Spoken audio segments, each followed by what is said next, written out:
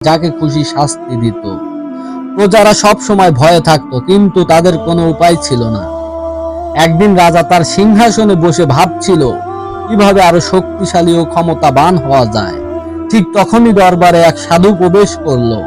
রাজা তাকে দেখে বলল, হে সাধু, তুমি কি চাও? সাধু হেসে বলল, আমি কিছু চাই না, তবে তোমাকে একটা সতর্ক বার্তা দিতে এসেছি। মনে রেখো, রাজত্ব চিরকাল টিকে থাকে না।